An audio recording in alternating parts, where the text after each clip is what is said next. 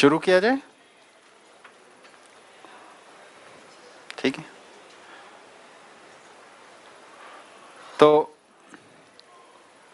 चर्चा शुरू करने से पहले हमारे साथ दो अतिथि हैं जो आज हमारी सभा में आए हैं। तो आप अपना अपना संक्षिप्त में परिचय दे दें तो सबकी पहचान हो जाएगी। मैं doctor Ashish Dave, Shri B K. Patel arts and Shrimati L M. Patel commerce college Savli में आचार्य हूँ और यहाँ पर मेरी मुलाकात सोखड़ा में त्याग वल्लभ स्वामी जी से हुई थी। उन्होंने बताया था कि हमारे वहाँ ऐसा एक सत्र आयोजित हो रहा है, उसमें एक दिन आप आइए और उसका लाभ उठाइए। और हम यहाँ पर आकर एक सेशन ही अटेंड किया है, फिर भी काफ़ी माहित सबर हुए। धन्यवाद। नमस्कार, मैं डॉक्टर जयेंद्र सिंह जादव। मैं गुजरात कॉमर्स कॉलेज अहमदाबाद में जो है वहाँ पे मैं प्राध्यापक हूँ, अकाउंटेंसी विषय पढ़ाता हूँ और शिक्षा में भारतीयता को लेकर एक संगठन काम कर रहा है, शिक्षा संस्कृति उत्थान न्यास।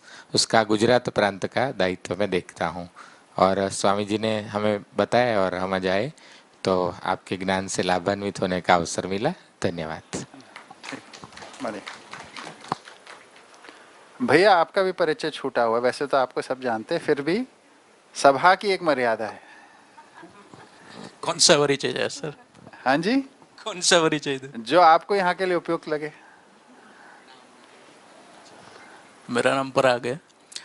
ये 14 परिचय शिविर है, ये 3 अध्ययन शिविर है। वैसे तो इसमें मैं सीक्वेंशियल नहीं हूँ जी, आते जाता रहता हूँ। हाँ, लेकिन जो भी मुझे इससे प्राप्त होता है वो क्या होता है कि आप इसका अभ्यास करते जाओ, हाँ, भाषा अपने आप बनने लगती है। इसमें प्रयास की आवश्यकता नहीं है, ये बहुत सरल है जी, ऐसा मैं समझता हूँ। इसको सरलता इजी से लेना चाहिए। हाँ, और ये मैं इजीली आइडेंटिफाई कर पाता हूँ। बहुत बढ़िया, बहुत अच्छा। ठीक है,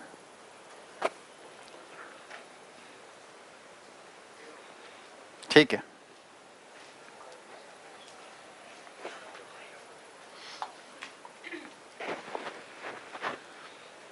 बताइए भैया।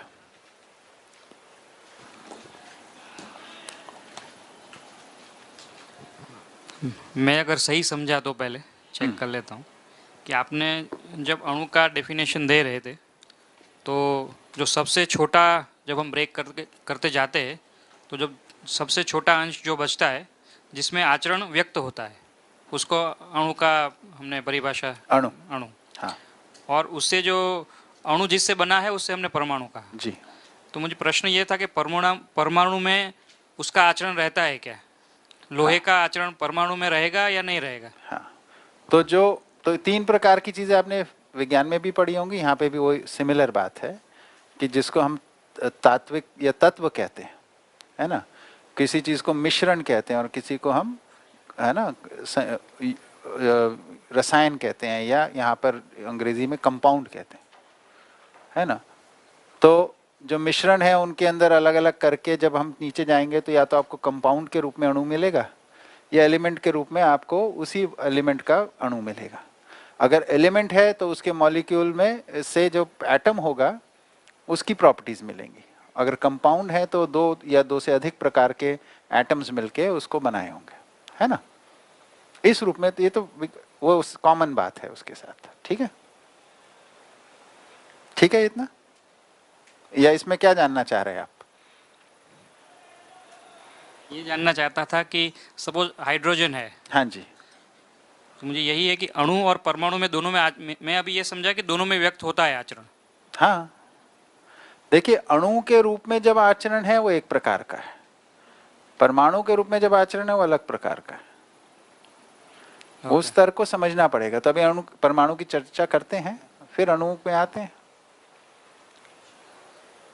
ठीक है, फिर अपना एक चर्चा दीदी बोल रही थी करने की, तो उनका प्रश्न ये था कि जैसे हमने बताया 3 अवस्थाओं में पदार्थ अवस्था नियम प्रधान, है ना, प्राणावस्था नियंत्रण प्रधान, जीवावस्था है ना संतुलन प्रधान। तो ज्ञानावस्था क्या है? तो नियम है, नियंत्रण है, संतुलन है, या कोई चौथी चीज है?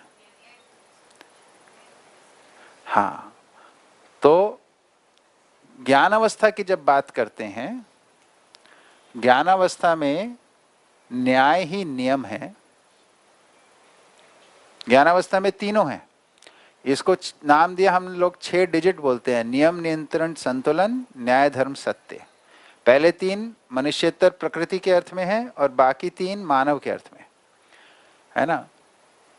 तो मानव में न्याय ही नियम है। न्याय ही नियम क्यों है? क्योंकि न्याय में ही निश्चित आचरण स्थापित होता है, प्रमाणित होता है। जब हम न्यायपूर्वक जीते हैं तो निश्चित आचरण में जीते हैं, इसलिए न्याय ही नियम है। ठीक है।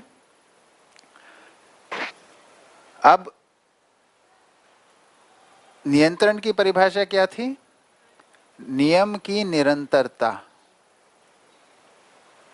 ठीक है। तो धर्म क्या है?